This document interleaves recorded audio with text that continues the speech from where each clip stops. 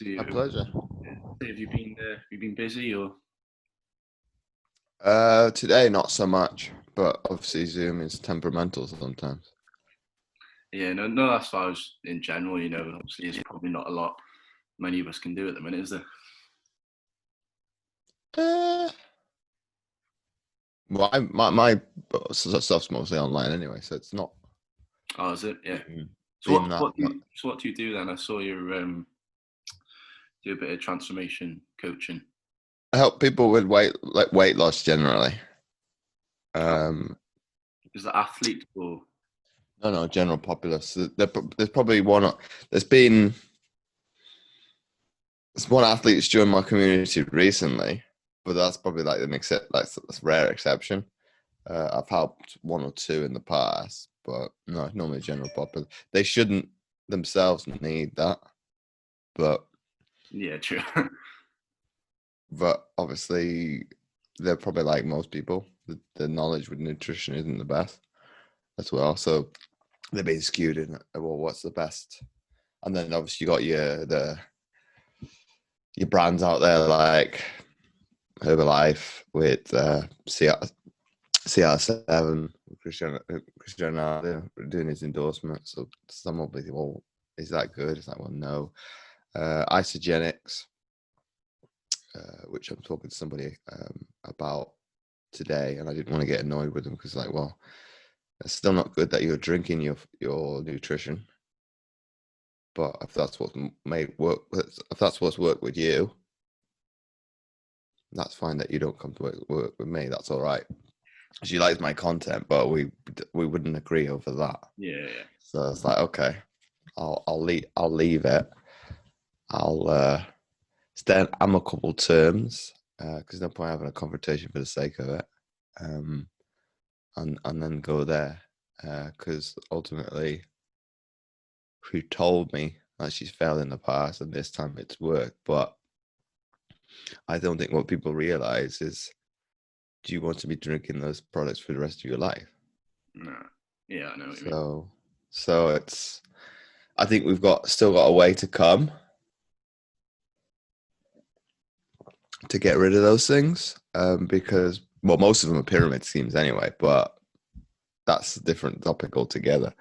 Um, and obviously you could have conversations with coaches about Kangen water. That's a pyramid scheme. Um, whether or not there's any facts behind it, I don't know. Or, there's always a new thing on the block as this new solution. Whereas um, even the news has been like, ammunition for me has been because we're coming in with that new obesity tax. Oh, okay. And then they've said, as of yesterday, I need to give kids free school meals to help with obesity. Right? That doesn't solve it because if they're coming from a deprived area, that means they get one good meal a day as opposed to none. That's not a solution either. So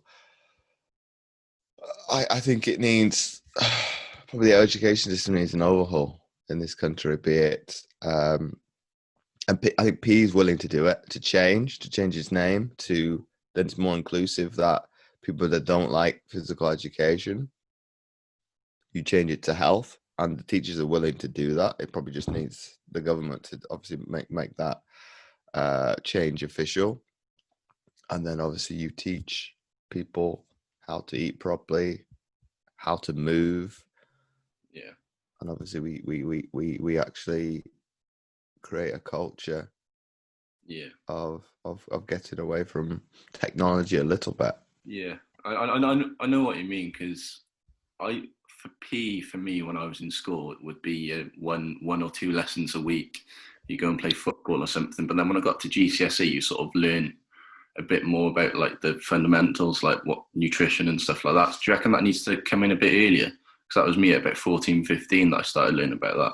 Yeah, but that's the sporty ones, and generally the ones that are going to do GCSE PE. That's the problem, because ultimately you don't really have to make them to choose PE because they're going to do that anyway. I think how the Americans have got it, you have to do at least 1 year in high school to actually leave. That's the requirement. It's Doesn't matter if you like it or you loathe it. You have to do it. So to and they have a class about health, so it'd be separate, but you have to do it. And okay, we're talking about me at school 10 years ago. Well, plus, no, more than that. 15 years ago. They've still got they've got probably the most worst obesity case in the world, but that's down to habits and behaviors of, they have to drive everywhere. Well, that's lazy. And that's ultimately, if you said that to a European, that's lazy. You're within walking distance of a supermarket in Europe, whereas with them, it's, a couple blocks away. So there's probably like a completely complete overhaul of behaviors.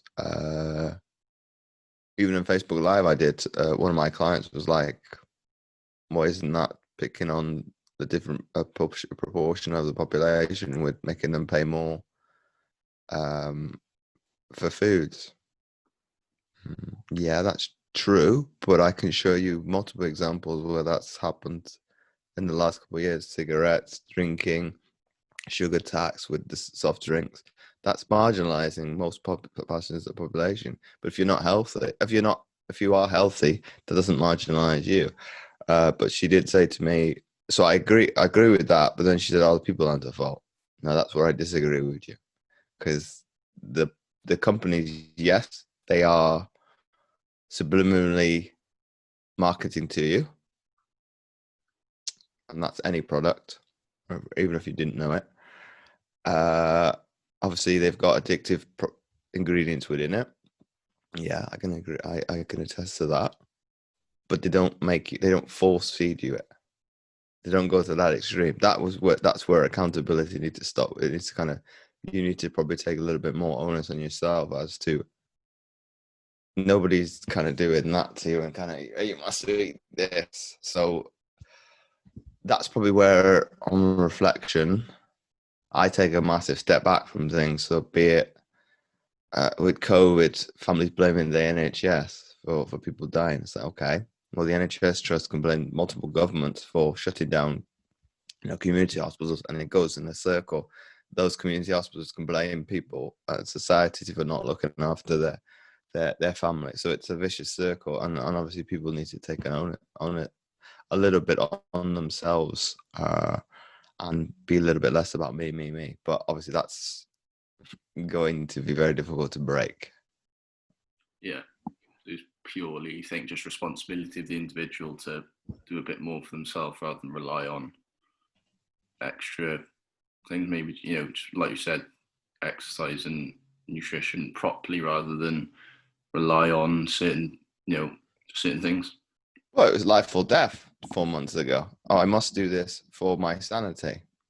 Now that people gone to work, gone back to school, obviously momentarily for school, it's slipping down the pecking order again.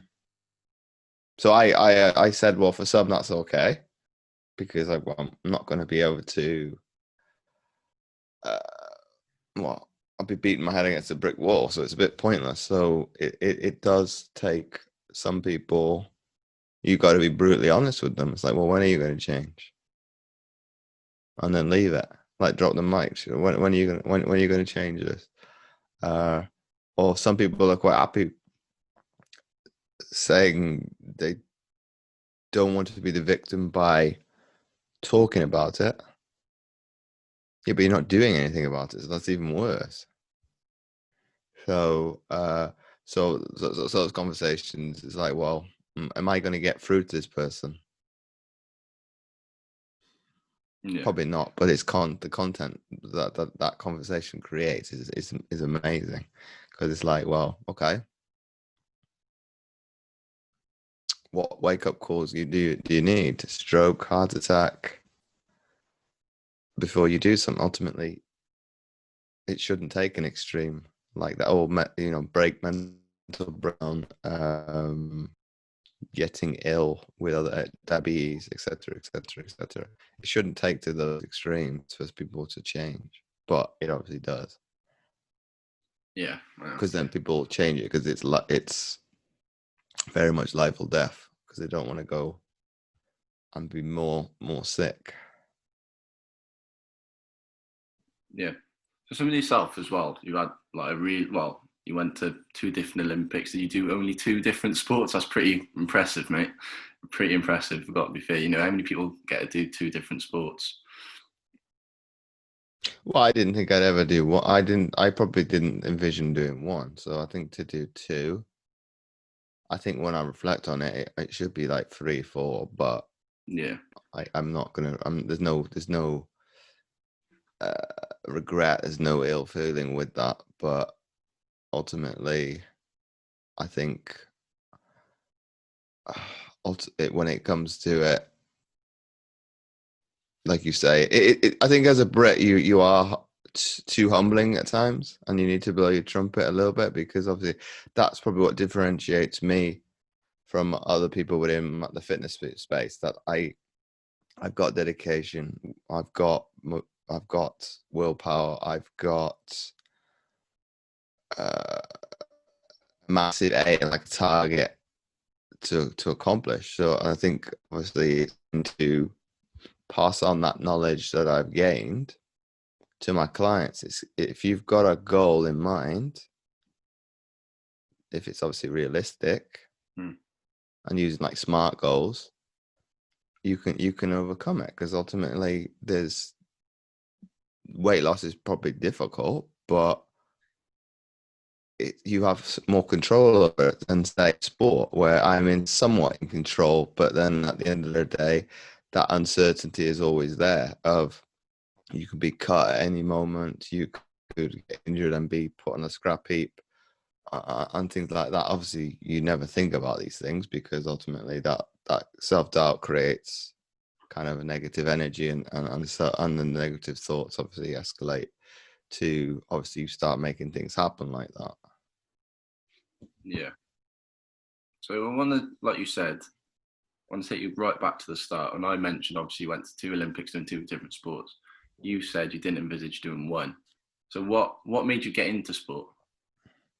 I've always been sporty anyway. I'll right back to the early days of me being in primary school, say 4 or 5 years old. I always liked watching football. Avid Manchester United fan up until a certain point. A little bit more respectable again now that with the how they finished this season. So it's like the shirt can come out of the drawer again. It's like, well, they're now respectable again. But I think because of being surrounded by obviously like-minded people, like I said, it's been like a no-brainer in terms of my friends were sporty, my family is very very sporty. We talked about like health and well-being before we started recording. For me, it's always been paramount. That's maybe where it's difficult to be able to relate to people sometimes because ultimately they've not had that support network around them, be it for exercise or training. And then nutrition, I've yo-yoed at times, but never like really really serious amount of obviously weight gain.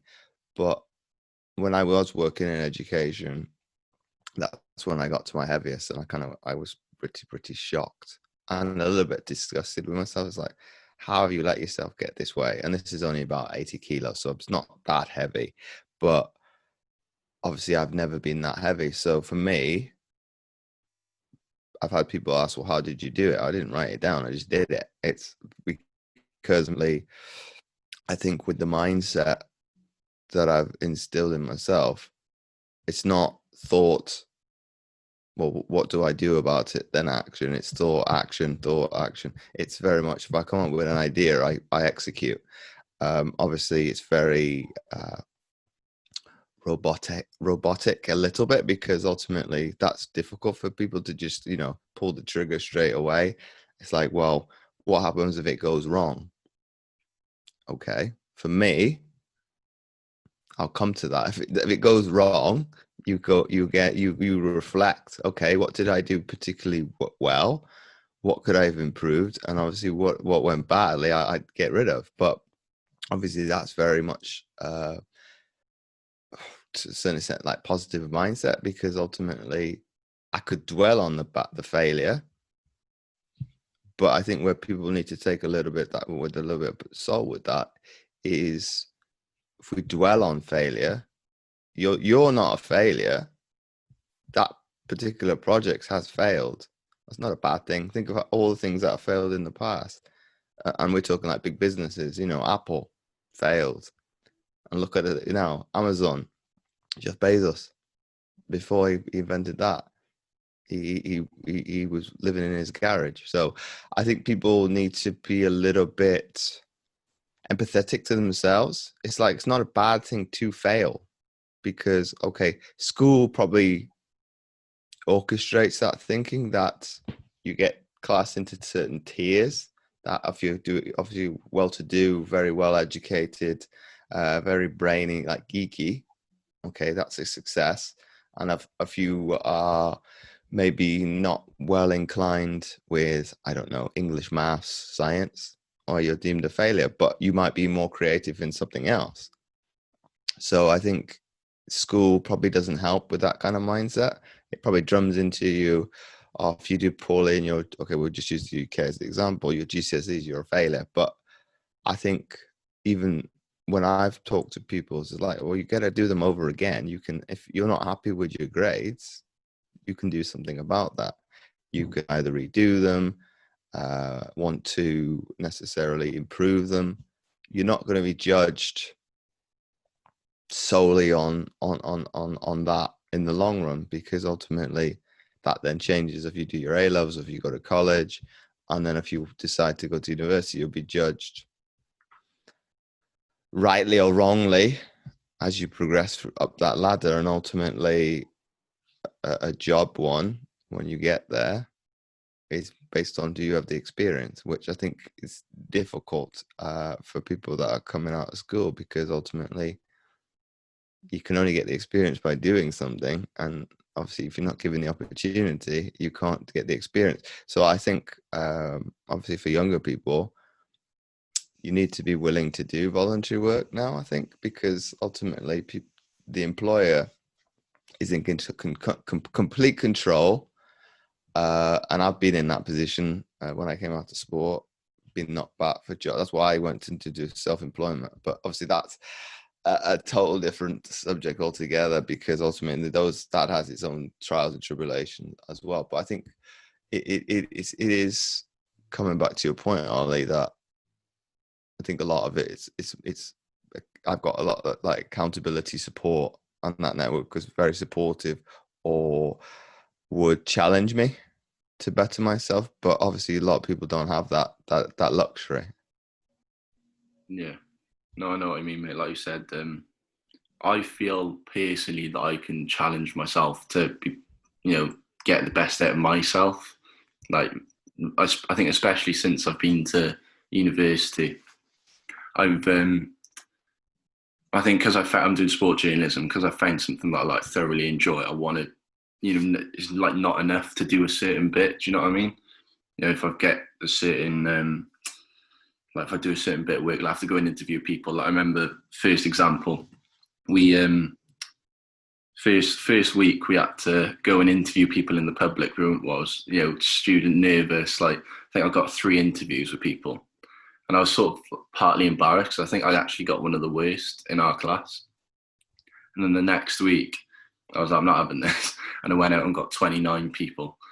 And I was like something like the most the course had in the first week and stuff. So that's what I kind of like to think I can progress well, but not everybody has that. So do you think really, if for the people that don't have that natural ability to better themselves, does that need to almost be taught or helped? Not really, you can't really teach that, but developed slightly maybe from a younger age. I don't even think that's a learned behavior. That's A natural ability, isn't it? it's no, sorry, the other way around. It's not showing that natural ability, because you wouldn't assume I was an introverted person speaking to me, but obviously I am. But obviously that's a learned ability to be more extroverted. Obviously, sport has enabled me to enact an extroverted trait, because obviously I'm very confident in that space. But and I'm very much on reflection a little bit of both. So I'm in between. So depending on what it is, I'll be more reserved in certain places.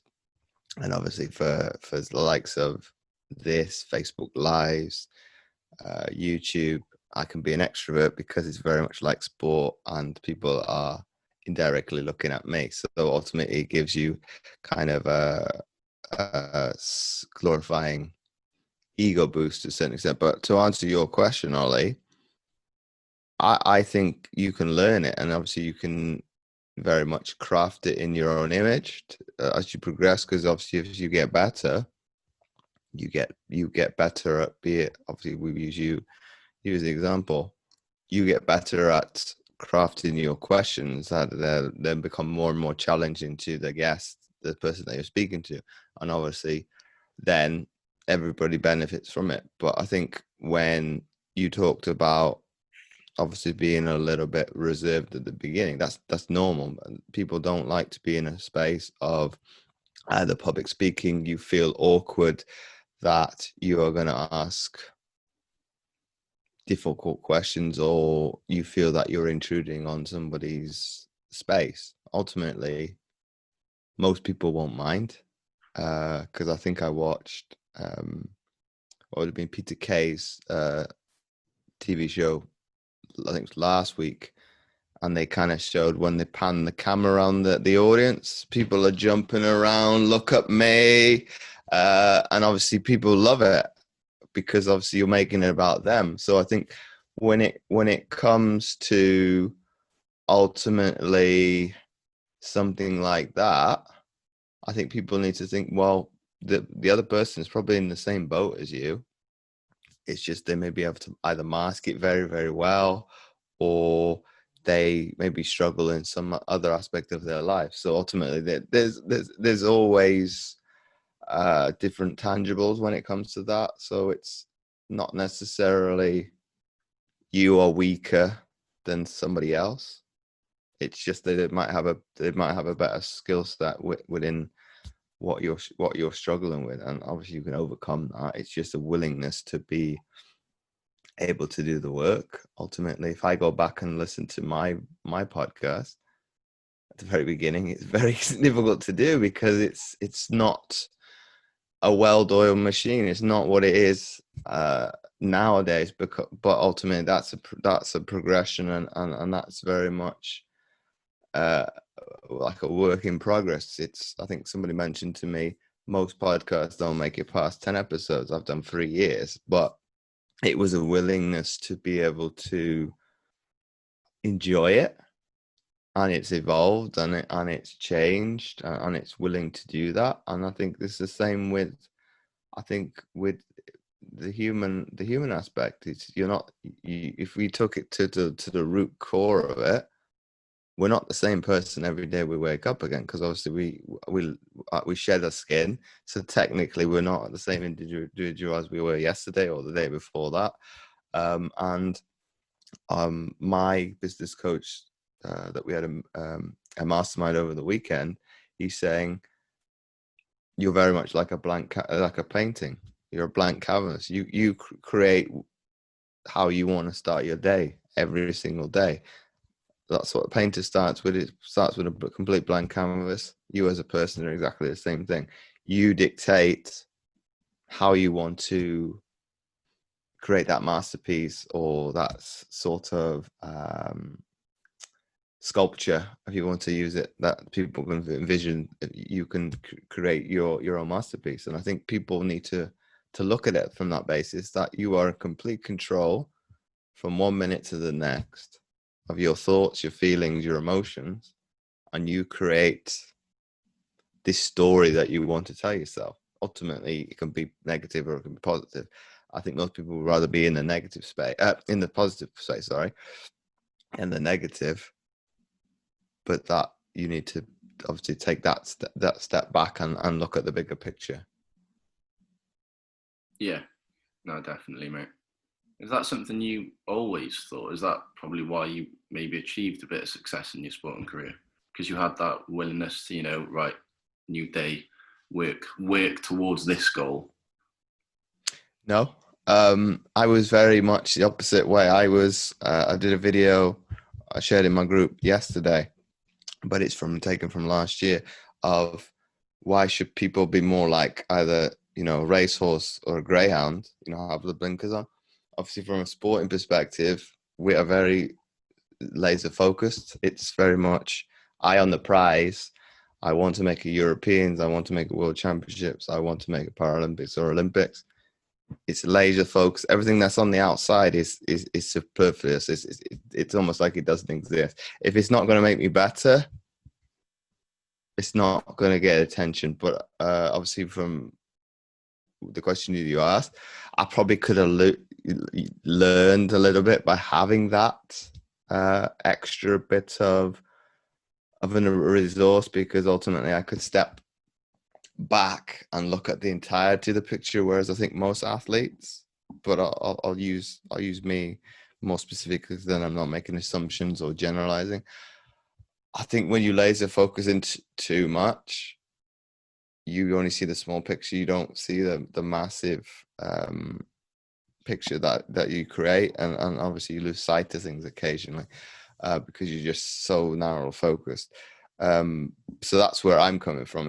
It was more, I was involved, I was engrossed with it. So if anything else was external, and if it wasn't education or if it wasn't sport, it wasn't important.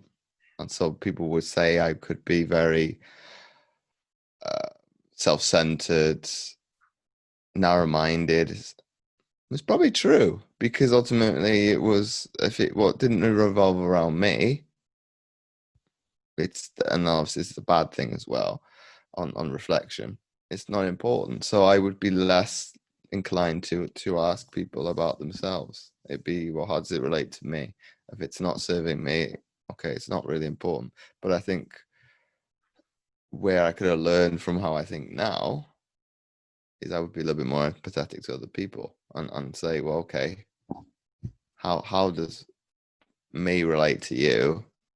And then obviously have a little bit more of a massive support network versus probably like a bubble of a network that you can rely upon. Yeah. You say that. Would you maybe thought you would have been more successful in individual sports? So, because if you think like that, you think, right, if it's not about me, then it's not really an issue. But it's almost like you can almost control your own how you're going to perform. Um, yeah, you've got more control, but also you've got also, it's very lonely as well. Yes, I've done individual sports, but okay, only made like potential level, like pathway level within GB, but obviously it's a very lonely place. It can be very tedious, very boring. Anybody that's done swimming competitively, training is crap. Ultimately, which is upon mileage. It is that's one aspect of that sport I don't miss whatsoever. It's like, well, it doesn't matter where you are in the world, a swimming pool is a swimming pool.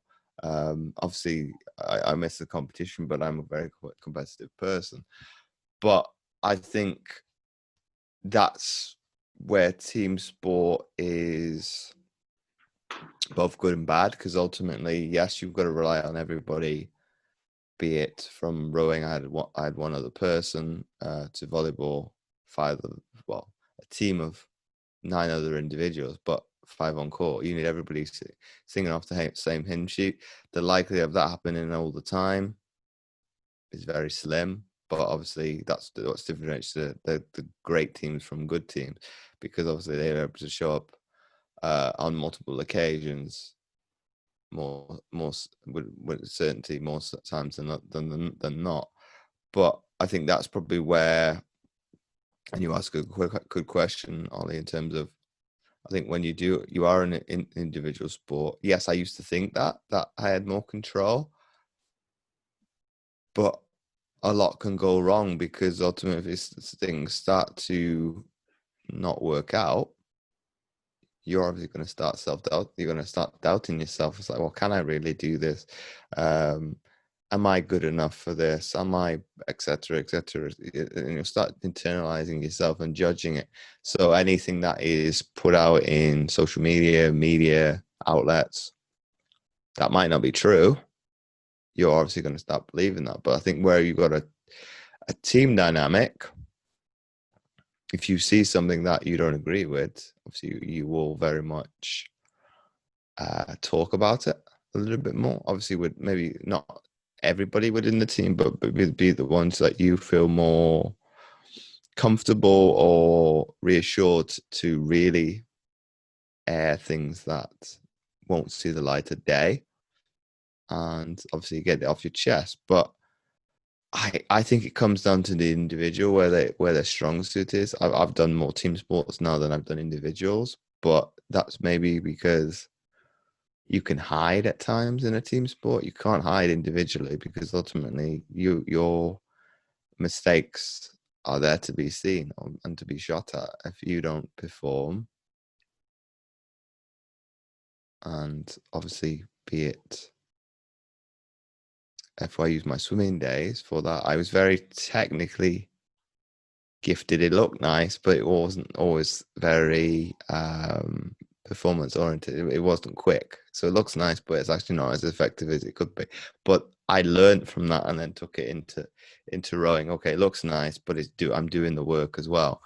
And then obviously when I moved on into a team sport, I took that same kind of approach. Yeah, it looks nice, it's well executed, blah blah blah, performance orientated, and that's very much. Even though I'm up until lockdown, we're still playing sport competitively.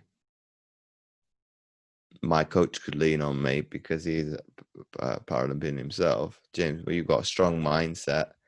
If I challenge you, you're not going to crumble. Obviously, I've had a discussion since that in terms of because I've got like a split personality a little bit. So sometimes it will wind me up and it'll get me to prove people wrong. It can make me feel singled out. And obviously, that's a victim mentality a little bit. It's like, well, why me when we're in a team dynamic? Why aren't you calling everybody else out on it? And then this third one would be I will take offense, but run with it, but like take it on the chin. So I think with him, I've communicated that it depends on what day of the week it is for me.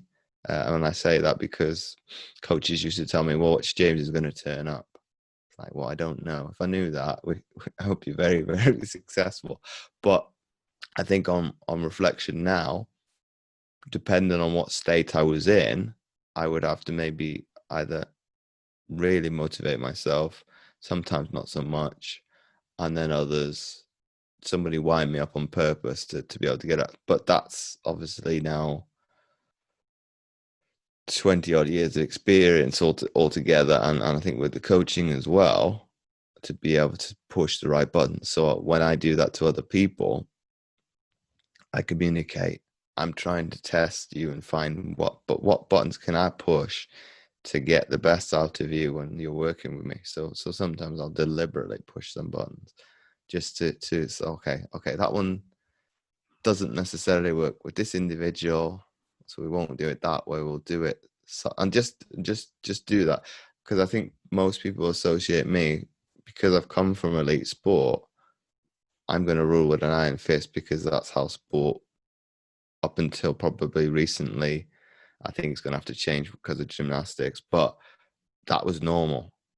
It was like borderline bullying, and I think people need to take it with a pinch of salt, because what's deemed bullying in sport and what's deemed bullying in life isn't the same thing, because ultimately sport is trying to get a result, and if that works, well, it worked. Ultimately, yes, people shouldn't be lambasted for their weight. However, if it's affecting performance, that needs to be addressed. Whereas if that's life and we're in normal society, yes, to stigmatize somebody for the weight is not political correctness, but sport is in its own bubble. So I think, yes, it needs to take some things from society into sport, but society needs to learn things from sport, because obviously we're able to work together, even if we, for the common goal, even if we detest each other. Whereas that wouldn't work in society. It would be very, very confrontational. So I think from that instance, society needs to look at sport a little bit, because how can people coexist for an ultimate goal and they hate each other outside of the actual competitive arena? Because I didn't always like all of my teammates, but I coexisted with them, because ultimately, if we can make the team function, you help me to get to my goal, I help you to get to your goal. But obviously society wants to kind of, can I swear, Yeah. pussyfoot around the subject, and want to appease everybody and have political correctness. Well, we're going to get to a certain point that it's probably going to get so bad that people are going to be scared to step on eggshells, and you won't be able to do anything. And it's like, well, we can't do that, because ultimately, yes, some people need to grow a thicker set of skin. Some need to grow a pair of balls. Some people need to look themselves in the mirror, because obviously, if you're backing yourself into a corner and you're getting ready to fight every single time that you're challenged, you won't be able to ever take criticism, be it even if it was positive criticism, because ultimately, if you're always going in defensive mode because you're afraid of, if I don't back myself into a corner, I'm not in control, versus The Rock used an analogy of, he will deliberately put himself against a wall, then there's nothing that can come from behind him and he can go out swinging. So I think people need to be a little bit more inclined to obviously have discussions, obviously have debates, and take somebody's opinion. Obviously, if you don't agree with that, that's fine, but we're having a debate, not, oh, I must look to not offend you because ultimately you're going to judge me in a certain light. If we keep doing that, it's going to get awful in terms of that, because everything's going to be vanilla, and not everybody likes vanilla. Yeah. You think there's a fine line though between constructive criticism and maybe stepping over that line? Because it can't, because I think it's down to the individual, but some comments can be taken the wrong way. But I think that's purely down to the individual. But I personally think there is that line, and it comes down to the individual whether they cross it or not to get a response. Because sometimes that can have a positive response or a negative response. Like you said, you might sometimes need to push those buttons to get a certain, if somebody's having a bad, say, halftime team talk, rugby, football, you give somebody, push a button and say, right, you need to sort it out. That can have one of two effects potentially. Does that come down to the individual, or is that just is it just a moment and circumstantial? Well, that's the thing about the person. So I think management in that way is my management of people, because you obviously got to get to know people emotionally, because ultimately, if you push the wrong button, especially in this day and age of the millennials, if you push the wrong one, not only have you got to deal with the kid, you got to deal with the parent as well. Whereas if you go back to my generation, coach probably could say anything they liked. If you go way even further back, hit people and things like that. Alex Ferguson kicking a shoe at David Beckham. Would that happen nowadays? Probably not, because ultimately the players have a lot more power than they did in the late 90s. And I think with that question, Ollie, it does come down to, and it's two separate questions. In my view, obviously with the being positive criticism, if you've asked for that critique, you better well accept that you want to get some criticism, because ultimately you've deemed you want to have the truth. Ultimately, I'm going to tell you how it is, and ultimately, you might not like some of the things that come out my mouth, but I'm not lying. I'm telling you the exact things that you possibly don't want to hear, but need to be said. But obviously, on the other one, with asking like with halftime talk, be it football or rugby, it's a science in itself of be it the team, the manager, the coach. He's got to know his players inside and out in terms of, I don't know, Johnny over there responds to me shouting at him to be able to get a response versus James in the other corner where I've got a little bit more, wrap my hand around, put a shoulder, I can't speak, put my hand around him to kind of, okay, what do you think? And then obviously that there's going to be those individuals in between that you kind of question, well, do you think you're doing enough? Have you had a good first time? Because most good teams, coach don't have to do anything. You'll see it be rugby league's a good one because they've got the camera in the change rooms at half time. Most of the time, it'd be the players calling out each other, and you do not want to be that individual on the other end of that stick when it's your peers. You could probably accept it from a coach, but when it's a peer calling you out, you're going to do something about that because ultimately that keeps happening time and time again. They will be the first to want to get rid of you because ultimately they can't. Okay, business is very much like know and trust. If I can't trust you on the field of play,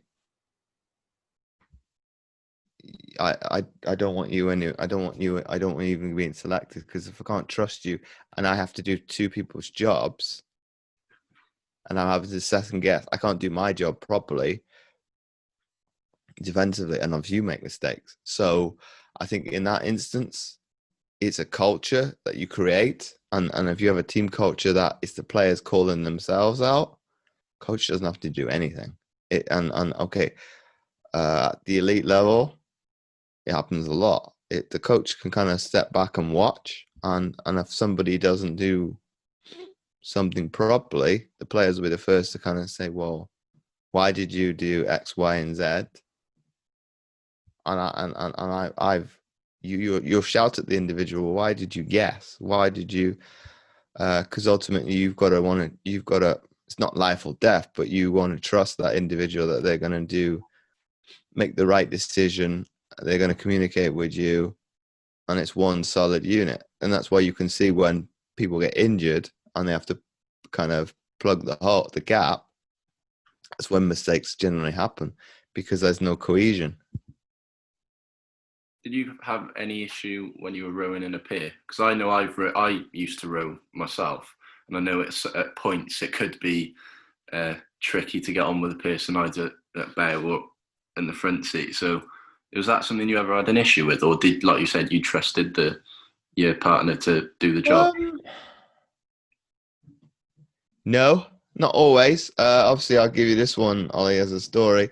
We were in training camp before the Paralympics in 2008, and they'd kind of threw water on me. And the coaches asked me after the session, were you going to punch that person? Yeah, I thought about it, but I didn't do it. They thought I was literally going to turn around and just go bang. It's like, well, it would have been pretty petty to have just done to kind of go to blows. But I think because you're living in each other's pockets for so long, like 6 hours a day for 6 months and maybe only one day off a week, it does. And then obviously with training camps, you will go a lot longer without a break. So you're pushed to limits both mentally, physically.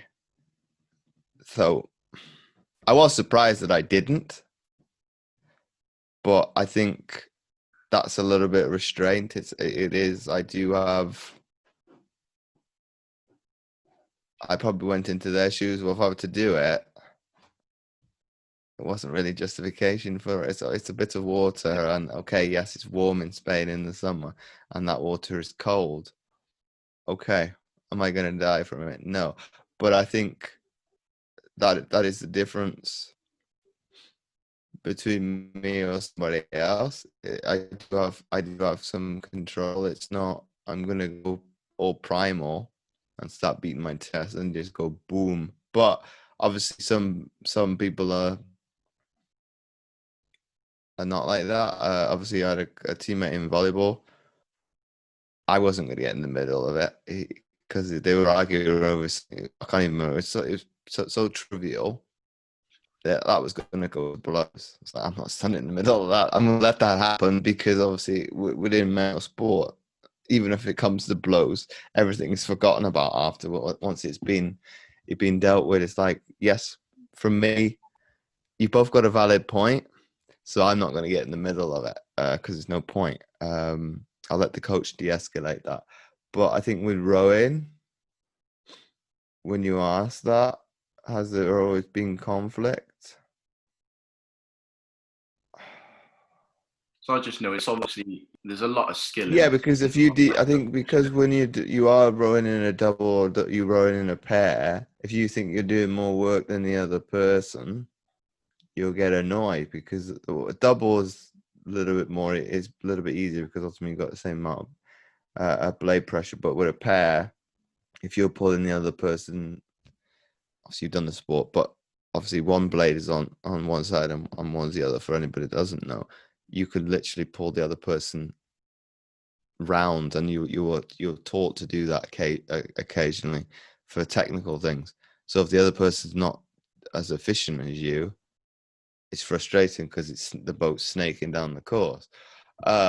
Whereas with a double, I think no, but this is more from probably the conflict between me and the coach because they deemed that I wasn't rowing as efficiently as I could be. So they used biomechanics to look at the efficiency of the stroke rate. Obviously, I know it was right, but anyway, it proved that I was actually more efficient. Coming back to my story with the swimming, it looks pretty on at the surface, but is it actually doing the work?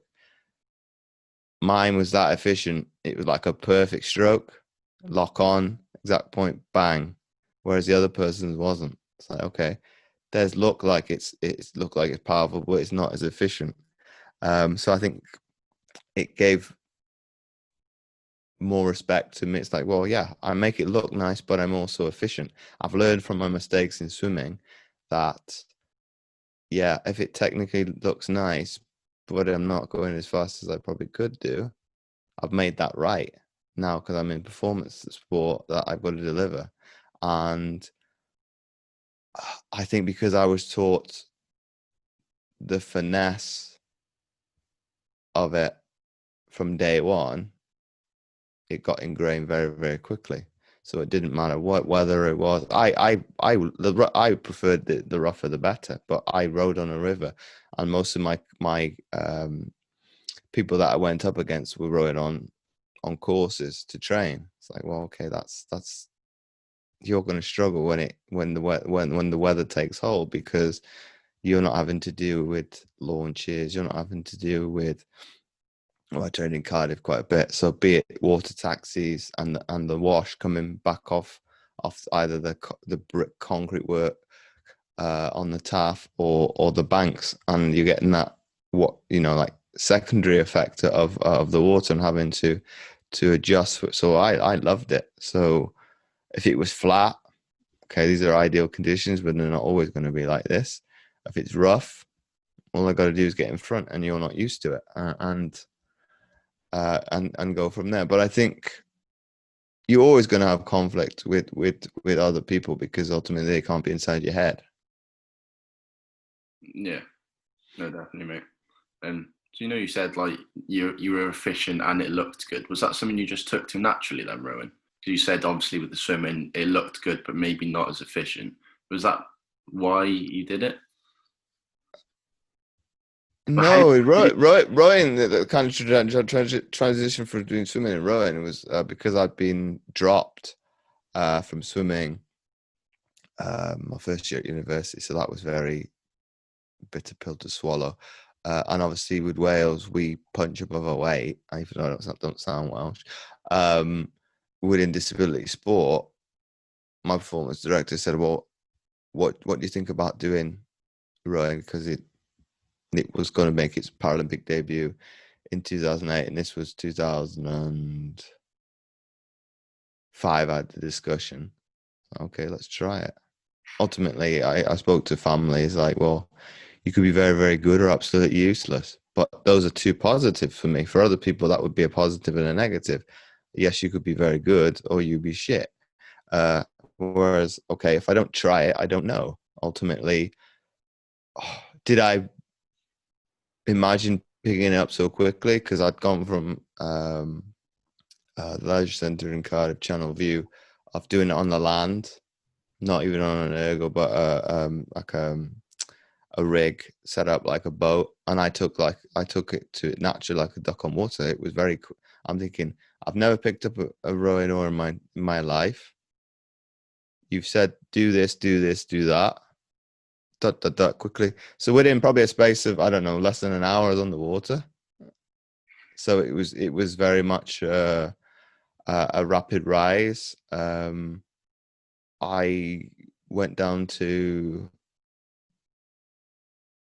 it was London first. Yeah, London would have been first, and I did fairly well on the ergo, the rowing machine. I said, "Don't worry about the World Championships in 2006. Think about next year." It's like, no.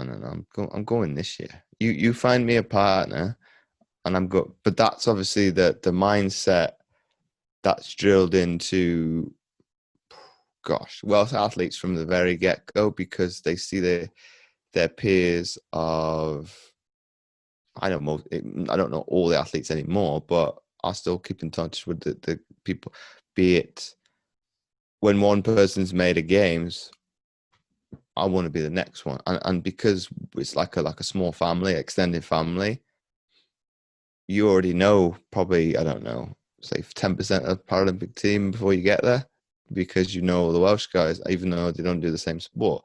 But it kind of drives you to want to better yourself. It's like, why should I wait a year when I think I'm good enough to make the World Championships? Ultimately, it's very naive, because ultimately you're not afraid of the future, because it's like, well, I don't know what to expect within this sport. I don't know what my competitors from other countries are going to be until I get there. Ultimately, it was a massive wake up call, because we didn't do that well at the first World Championships. And that's maybe where I have a little bit of gripe with that other person, because they were still, well, they're no longer here anymore. So it's a little bit, I feel a bit awkward, but I'm going to say it anyway because it happened. They were still kind of going from one sport to the next. They still was heavily involved with wheelchair basketball. So I don't think they were fully committed to that first World Championship. So I probably have a little animosity to them, because technically I had to go backwards. So I had to row square blade, which is, okay, it's technically easier, but if you're not technically proficient, even in a tailwind, it's not great. So obviously we had to do that because they couldn't grasp to be able to feather properly. So be it, I'll try to explain it for somebody that doesn't row. It's movement in your hand, and because they couldn't do it, it frustrates me. Saying, well, why do I have to go backwards? Because if it's in a headwind, it makes life even more difficult. So that's probably where bad blood between that partnership was for probably the day one. That probably when it came, about 2 years later, when I had to choose who I wanted to row with for that season, I felt bad, because ultimately, yes, the boat had gone faster with them, but it kind of hit a brick wall like halfway down the course, and the boat kind of sinks in the wall. Whereas the other newer person, yes, it was slower, but it didn't feel like it. It's thinking, well, this I'll be giving my honest opinion. This other person, we've got more to play with. There's more to come. Ultimately, Probably had little bits of pitfalls as well, but no, in terms of overall regret in the sport, now none whatsoever. I think my last World Championships in 2009 was very difficult to watch back. I thought because what transpired, but now, 10 years on, it was still difficult to watch the sport after I'd left. But I think because I didn't finish off in my terms like I wanted to. We were talking about obviously medaling, and then obviously me go off on riding that white horse, and I didn't get to do that. So ultimately, there's no love loss with it, but that's the only difficulty with that sport, because you're dependent on somebody else, and if the other person's even 1% off, it affects the boat speed. So ultimately, you can't. It's no point you risking injury. So there's probably like a lot of what ifs, but they're probably more life lessons for other people's now, because it's like, yes, it's a story for me, but here's where you can learn from my quote unquote mistake, and you put things right just based on a story of that, because I can still speak to, obviously, the second person is still alive, the other one no longer with us because they decided to commit suicide. But I think maybe if we come back to my earlier point of me being a little bit less about me, I might have picked up on some of those signs that they were struggling mentally. Obviously, maybe the coaching staff would have picked up on it slightly differently. So you do think in terms of that, with mental health being very much more talked about now than 10 years ago, that maybe if it could have been spoken about in the mainstream, and sport was probably even looked upon, they'd probably look down upon even more if you were to bring that up. Maybe they're still here, but I can't do anything about that. So ultimately, yeah, I might have not been a nice person to them, but I can do something about that going forward. I can be a little bit more an empathetic coach where needs be, because obviously some people do need the tough love, and obviously have more empathy to probably my family than I once was. And I think that's my probably learning lesson from having to deal. Ultimately, we're talking about somebody committing suicide. So when people do say to me, behind the scenes, of disabled men struggle with talking about mental health, no, that's you making an assumption. That's you that's got a problem with talking about your mental health, because I'm talking about it right now. I don't have a problem talking about instances of dealing with somebody that's killed themselves. I've had issues with mental health. I'm okay with talking about it, and I think we need to get away from the making presumptions of and making these bold statements and generalizing in whatever space it is, and just take it as it is.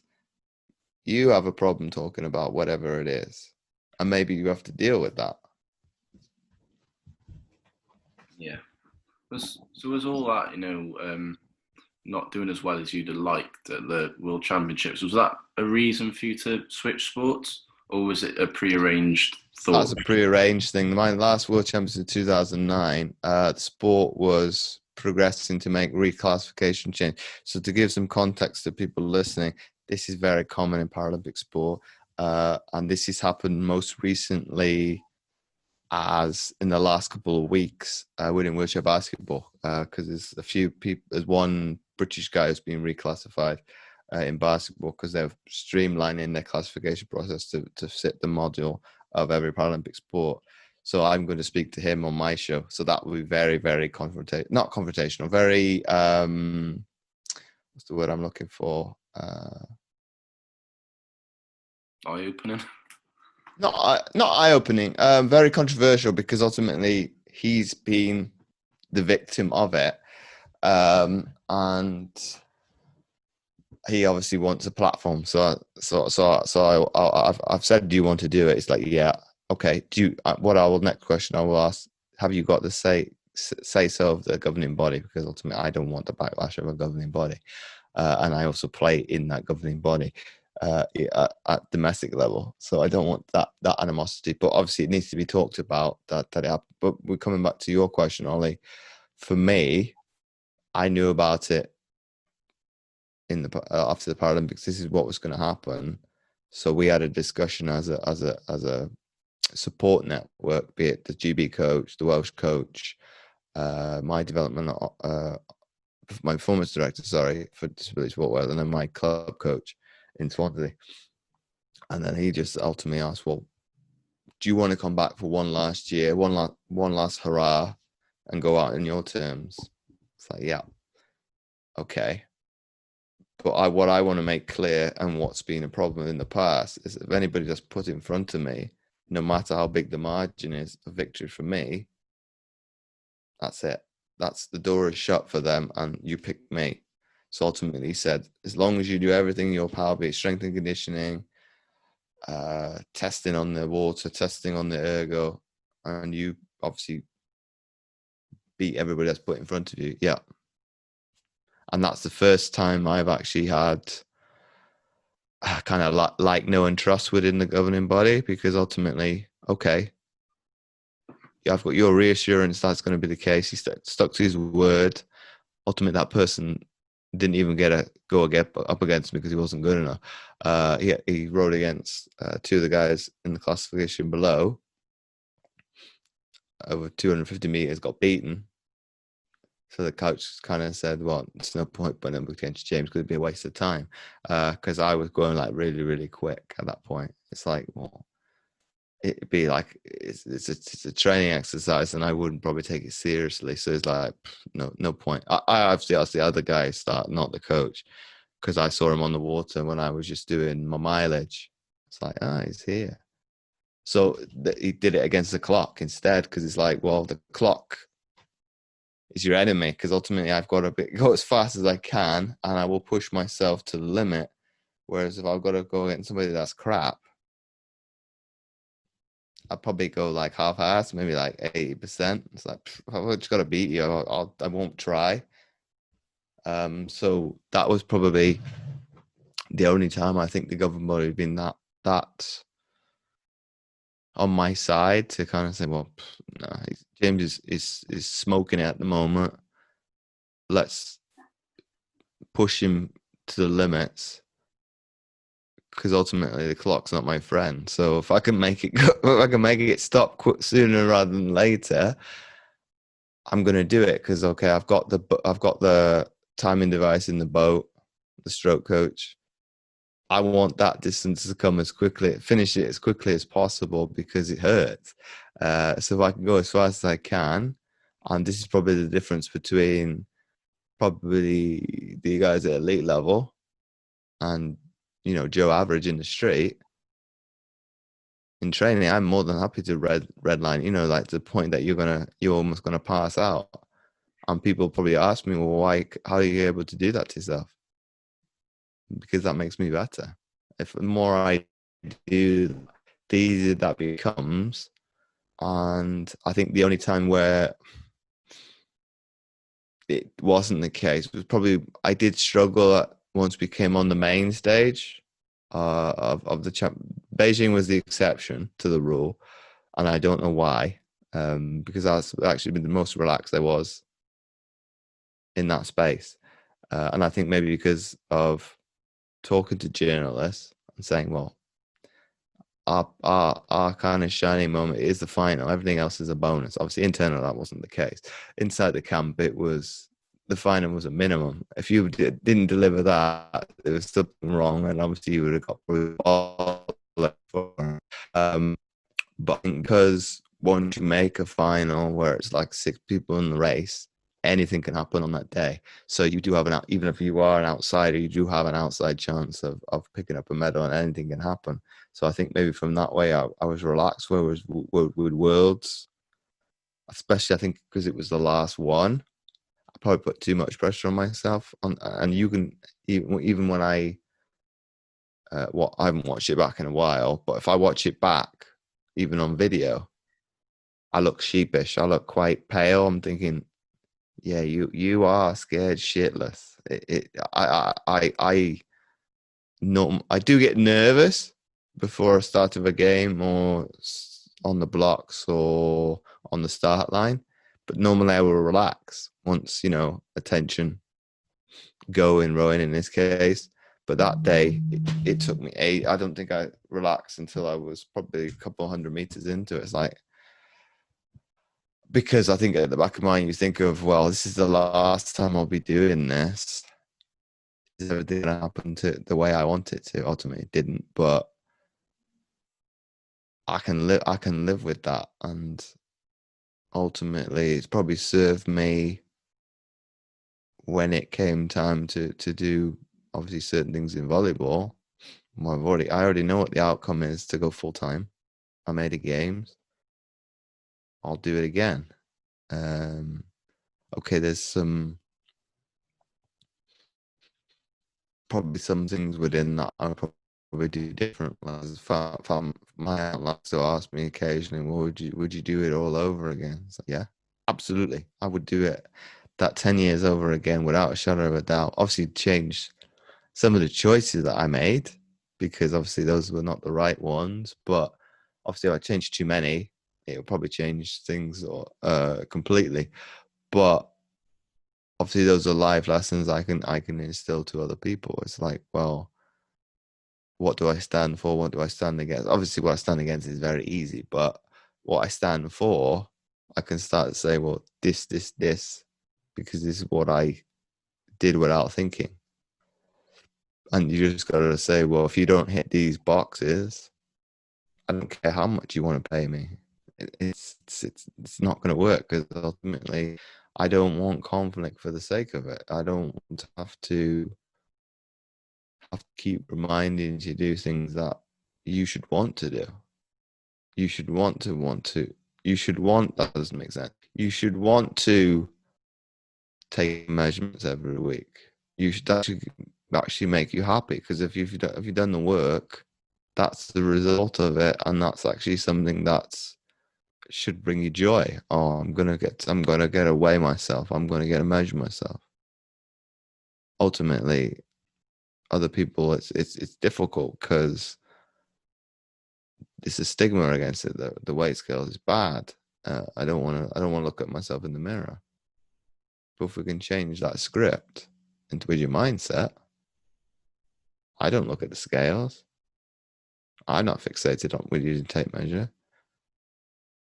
But obviously I'm a little bit further down the way. But it's very much showing them the way. Obviously I can't do it for people, because nobody did it for me.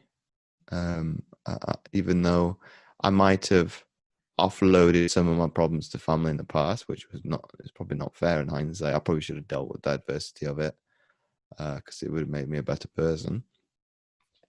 But obviously at the end of the day, I start to do the work. I start to face these competitors. I start to take on the world, so to speak, and go from there. But it is what it is. Yeah. No, I think you're right, mate. It's I think, especially yourself as an elite athlete, like you said, you're almost very zonal in what you want to achieve, and you want to do it your own way. So, no, I completely agree with you. Something I do want to ask you, that actually, like I said, I did a bit of rowing, but for me, my mindset was always to like enjoy myself rather than to strive for a goal. And I think that's probably one of the reasons why I gave up, was my head probably wasn't fully in it, even though my coaches told me I had a lot of like natural ability because I was tall and had long arms. But for me, I like a few of my mates went and that was what it was. And when they all left, I sort of felt a bit, it wasn't the same. But something I did want to ask you was, how did you, like you say, you go on the ergo and row and do all the fitness? That was something I struggled with, but everything else I did on the water was completely different. So for people who will listen and don't know the difference, it's very technical and there's obviously a lot of fitness involved. But how did you differ between the two? What did you find easier? Oh, the water, without a shadow of doubt. You'll like one of the episodes I did with one of the other Olympic guys, then, because he said even though he's got the set in Olympic medals, he still hated the rowing machine. It's a love-hate relationship, the rowing machine, because I was okay with it in the early days, but because it's more about numbers, power. There's no technique involved, really. You could be a complete brute and pull the shit out of it, and you'll move the needle. Whereas if you do that with a boat, you won't get away with it, because if you don't do it properly, you'll be in the drink. So I think for me, probably towards the end of that 4 year period, I didn't hate it. I probably was scared of it because ultimately I didn't like it. Be it whatever test we had to do. Ultimately, I had to do the test no matter what. But it was probably a fear of, am I going to be able to hit the numbers that I'm expected? I think the last time that I did it, because of all the conditioning that we'd done, it was easy. But I was told to stay on a pace, and that makes it easier because ultimately, if you split it, the time, you generally survive. You won't be like some of these ones that are gun ho and go, hell for leather, the first 500 meters, and then they're struggling the back end, the other 500. But I think with the water, because you've got more of a sensory feel. Obviously, you can feel movement, be it depending on if it's windy or not, or you can feel kind of like very much like a cyclist would. You can feel the wind kind of going past, obviously the opposite way, but and obviously you've got probably the aesthetics of obviously the outside the seasons change, so it's very much the complete polar opposite to swimming, that you can enjoy it because ultimately you get you see the lush greens of the summer, the autumn colors. Obviously, it's a little bit more difficult because if it freezes over, you're going to be inside. So that can be that could be testing at times. But I think for me, most of it at the end of the day, especially on the Paralympic side, the overall outcome was what was happening on the water. Who was the quicker? Who could move the boat the fastest? Because ultimately, as you know, everybody knows ergos don't float within the rowing circle. So I think because that's not taken into consideration, as long as I was in the pack, I knew I was going to be head and shoulders above the rest when it came to go on the water. Be if it was, I don't know, over distance. Obviously, the person that did beat me in the double for the Olympic spot, I crucified him on training camp. So that's why people were very shocked when it came to that trial that I might not turn up, but I rode probably the worst I ever have done technically. And it's like, well, who's that person? Because we've never seen him do so badly. And ultimately, I was given an ultimatum where you need to move up to Reading to full time, and then we'll give you an opportunity. So obviously it was a little bit more difficult than that, but I did it, and then I took my seat back because the other guy got injured. It's like, yep, thank you very much. That's the opening I need. Now the door is closing behind me. And obviously when he came to try and the following year, he hadn't done the training and I'd gone up another level. So it's like, yeah, you got no chance. So I think to answer your question, Ollie,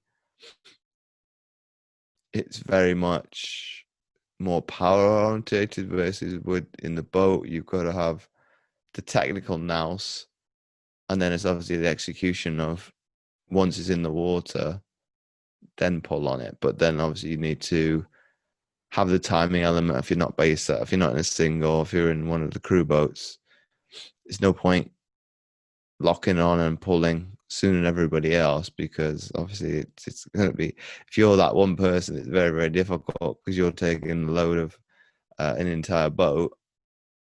And that's very much consistency, teamwork, and repetition. So it takes time to build that cohesion. And ultimately, I was one of the crew members for 3 years and the other one just for one. But ultimately, throughout that last season, we got better and better.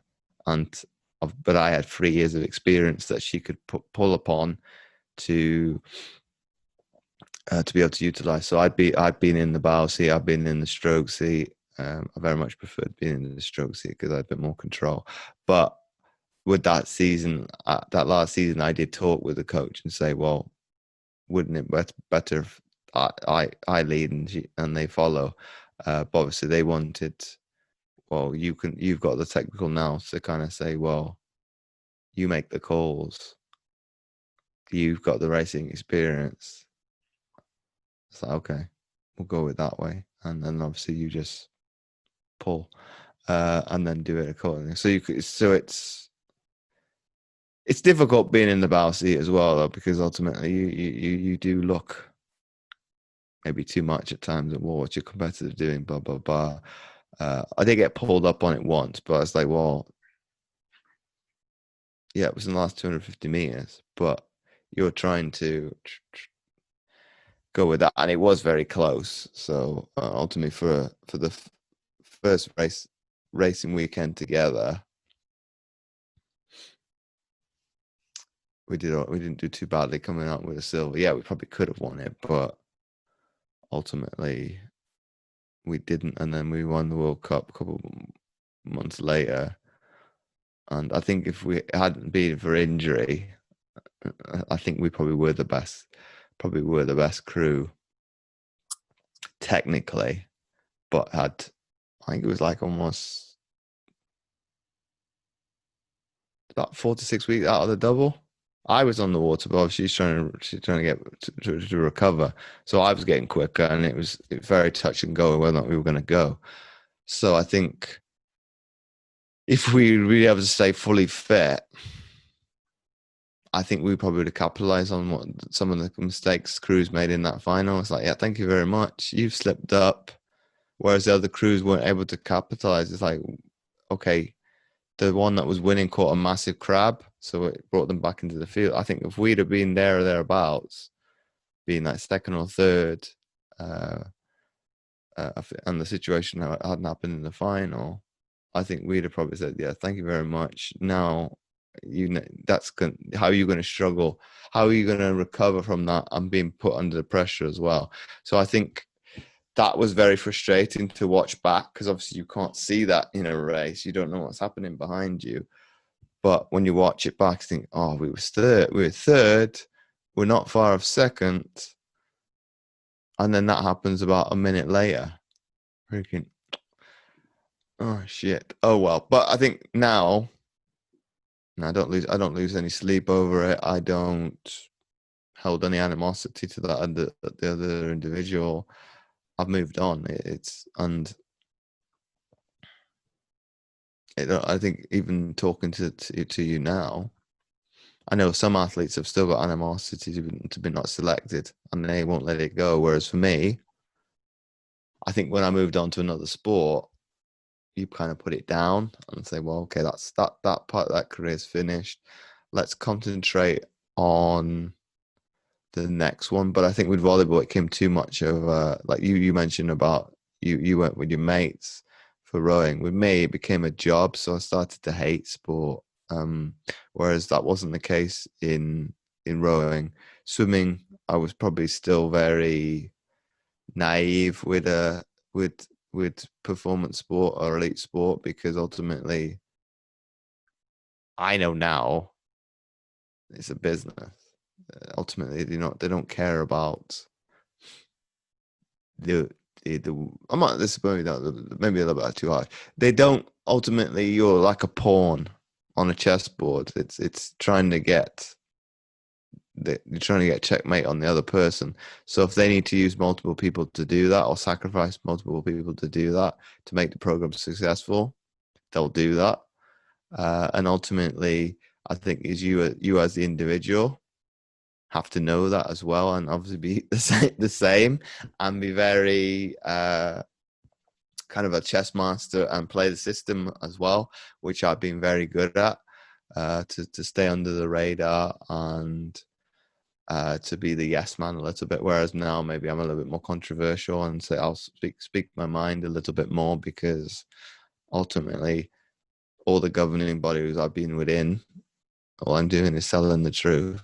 I'm telling people what happened, and ultimately that's history. You can't change it. If you wanted to do that, you can't. And obviously gives the people some life lessons. It's like, well, these are some trials, tribulations, and mistakes. Learn from them. Ultimately, it's taken me a while. It took me longer to do that, but you can do that straight away. Yeah, I agree, mate. I've covered a lot, to be fair. I appreciate that. Like I know you said, you don't hold any animosity on things you may not have achieved or didn't go quite to plan. But remember at the start you said maybe you could have done 3 or 4 sports instead of 2. Were there any other ones during your career you thought maybe, yeah, I could be all right at that? I did try my hand at canoeing, uh, to try and make Rio. It was probably I was probably a little bit naive in terms of, well, it's going to be as easy as the other two to make the national team, and people have been doing like 3-4 years or something plus. So within anticipation, when it making its Paralympic debut. So in hindsight, I won't say it's a regret. I probably would done it differently, because ultimately with that, I probably backed down from the challenge. It's like, oh, I've had a good career, I've had a good run. Nah, I don't want to do this no more. And I would be very much make excuses as why as I left. It was either, well, I didn't want to do it anymore. My injuries are starting to mount up.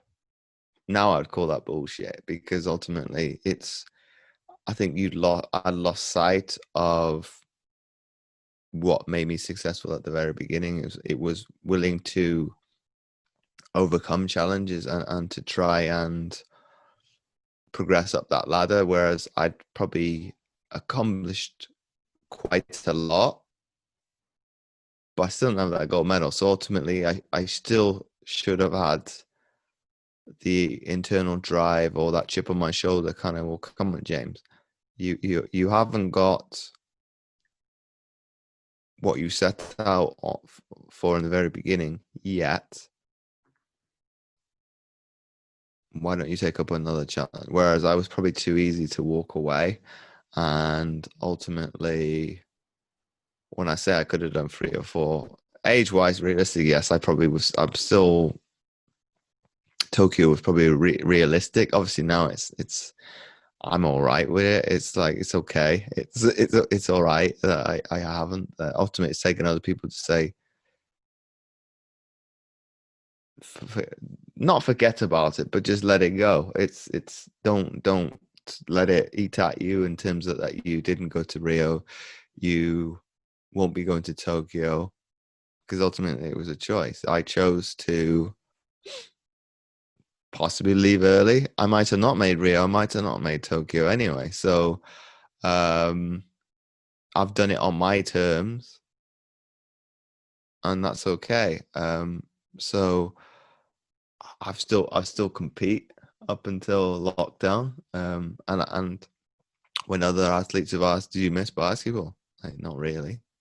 Miss the people, but I don't miss the sport.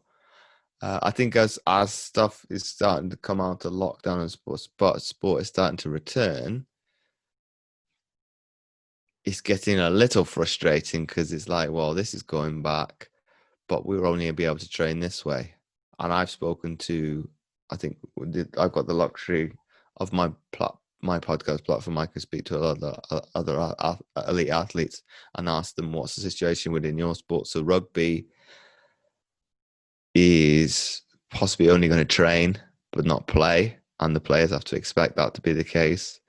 So you're thinking, okay, this other person does netball as well. That's going to be the same. So I think basketball might be the same. Can I train and not compete? It's going to be very difficult because ultimately you do a year of training and not actually see an outcome.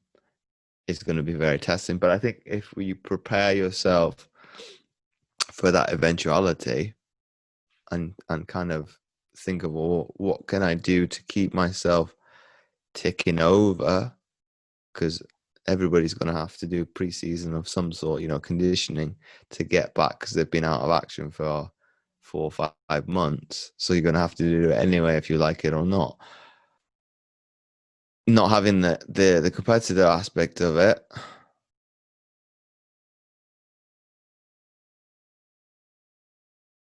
I think differently than I did yesterday. Now, it's probably going to have to motivate yourself internally, because ultimately the conditioning is what you put in, is what you get out.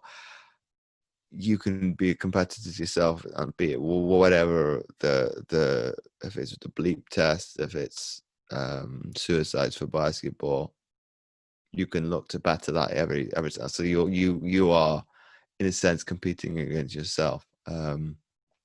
So that the competitive element of that is still there, but I think it's taking things I think into perspective. It's like ultimately, I put a post out last week about obviously when the gyms are going to open in Wales, and I did it deliberately. But people were like, "Well, you tried to trigger people."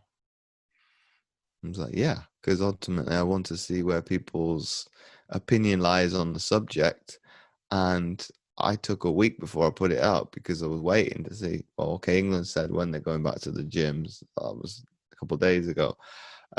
Scotland is this weekend. Northern Ireland was last week.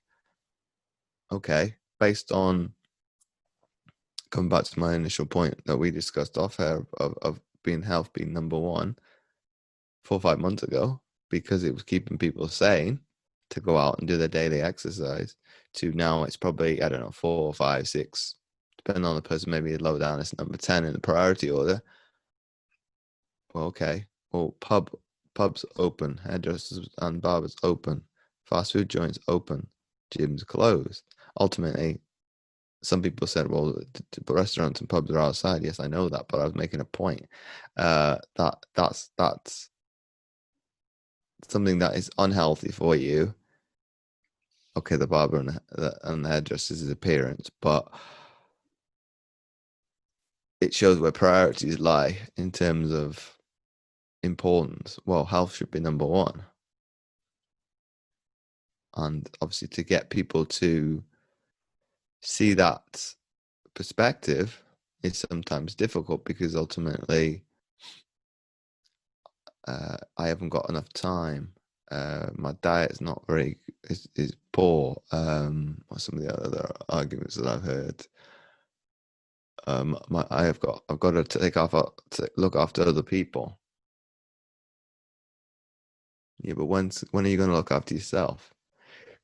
Because if you don't do it, nobody else is going to do it for you. And I think it is making people, for rightly or wrongly, see the errors of the ways. And sometimes you have to be harsh and say, well, why are you waiting till the shit hits the fan before you do something? Why does it take a pandemic to change something? Okay, that's life or death, so people are more willing to do it. But why does it take an extreme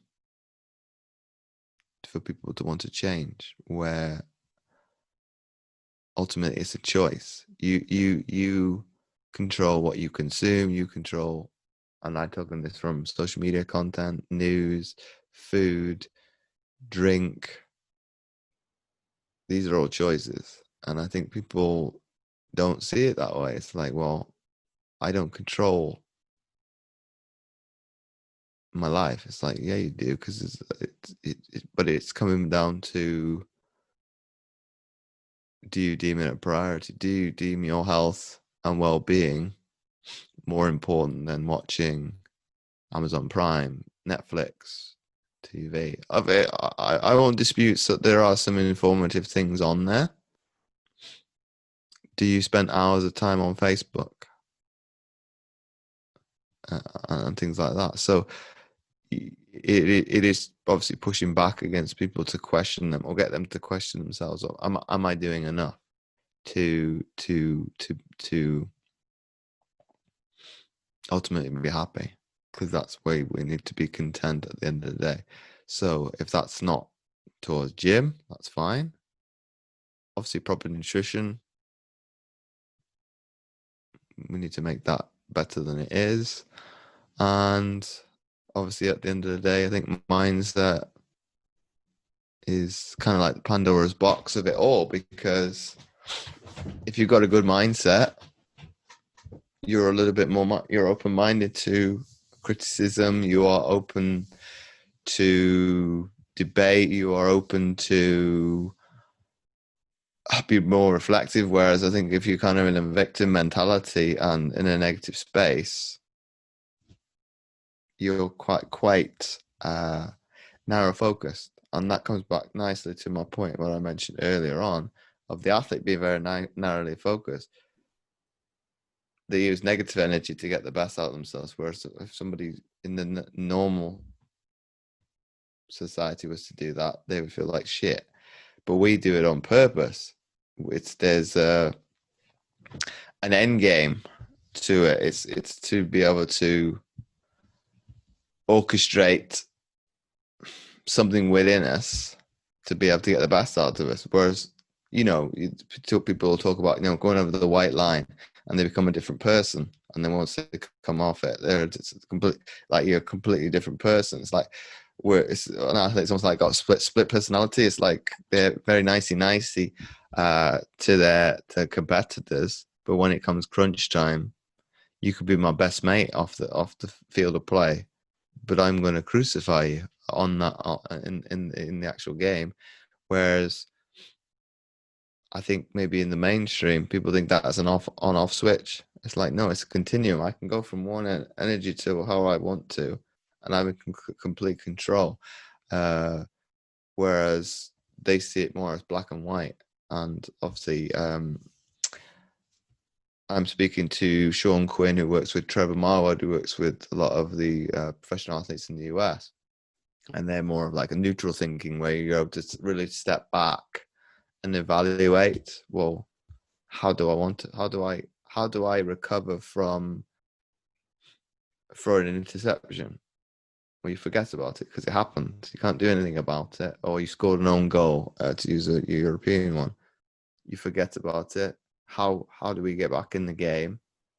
And you just stay in the moment. Whereas obviously with negativity or positivity, everybody's all right with being positive, but people don't want to be in that. They want to kind of, whereas if you would be to have a neutral state, you can actually reflect on, well, what's made me feel good, and you can ground off that. And if I feel bad, but what's triggered that? And obviously you got a little bit more in tuned with the spectrum of your feelings and your emotions, and you can kind of, well, okay, obviously if it's indifferent, it's nothing to really think about. It's like, well, okay, I feel indifferently to what's happened. Oh well, move on. Whereas if it's positive, you can kind of look, well, what's made me feel a certain way, and let me think about that and actually recall it. And then obviously if a bad circumstances happened, you can kind of say, well, took me to this point, and then come back. And then obviously if you want to feel a little bit more content, obviously gratification is paramount, because obviously if you can end the day as what am I grateful for accomplishing today, you finish the day on a positive. Yeah. You know what? That's the perfect way to end. Finish it. James, it's been a real pleasure, mate. I really appreciate you spending the time to speak with me. Ollie, it's been my pleasure.